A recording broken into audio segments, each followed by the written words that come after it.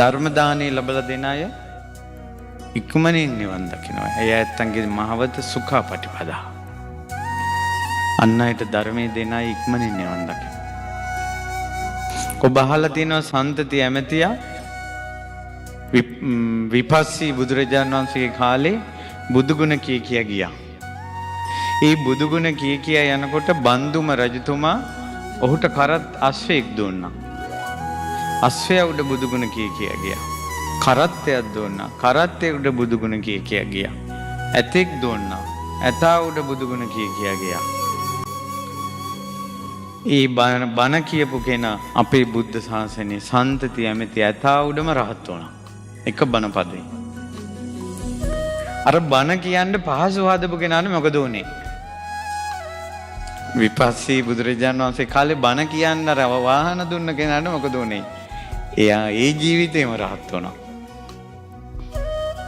බණ කියපු කෙනා බුද්ධ ශාසන 7ක් හිටියා. බණ කියන්න පහසු හදපු කෙනා ඒ බුද්ධ ශාසනයෙම රහත් වුණා. මේ ධර්මයේ දේශනා කරන තැනක් හදනවා කියන්නේ ඉක්මනින් නිවන් දකින්න උපකාර වෙන පින්බලය. මෙතන නෘත්‍ය නැහැ. මෙතන මියුසිකල් ෂෝ මේ වගේ හෝල් එක පවත්වන්නේ. දේශපාලන රැස්වීම් නැහැ. මෙතන බණ කියන තැන, පින් කරන තැන. ඒ නිසා කිටියෙන් කිව්වොත් එහෙම ඒකාන්තයෙන්ම නිත්‍ය මංගල පරම සුන්දර සාන්ත ප්‍රණීත අමා මහ නිවන පිණිසම හේතු වන පින්කමක් තමයි ධර්මශාලා කරවීම. ඒ නිසා මෙතෙක් මේ ධර්මශාලාවේ කටයුතු වලට සම්බන්ධ වෙච්ච අය ඒ පුණ්‍යානුමෝදනාවෙන් සතුටු වෙන්න.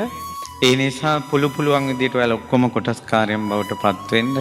ශ්‍රද්ධා රූපවාහිනියෙන් ලක්විරු ගුවන්විදුලියෙන් අන්තර්ජාලයෙන් මේ ධර්මය අහන අය ගාල්ල මලෑගොඩ මහමෙවුනා භාවනා සපුට කතා කරලා පින් කැමති අය මේ උතුම් පින රැස් කරගන්න. ධර්මයේ ඈතක ඉඳලා අහන කෙනෙක් හරි මේ ගාල්ලේ ධම් සභා මණ්ඩපේ ලස්සන ධර්මශාලාවක්. ඇවිල්ලා වටපිට බලලා හිත පහදවා ගන්න බණහඬ කලින් හිත සැනසෙන ශාලාවක්. ඉතින් මෙහි කටයුතු නිමා කර ගැනීමට ඔය කාගේත් පුණ්‍ය චේතනාව පහළ කරත්වා කවුරුත් එකතු වෙත්වා කියන ආශිර්වාදය කරනවා. ඉතින් මට කරන්න පුළුවන් මේකේ ආනිසංසය කියන එක.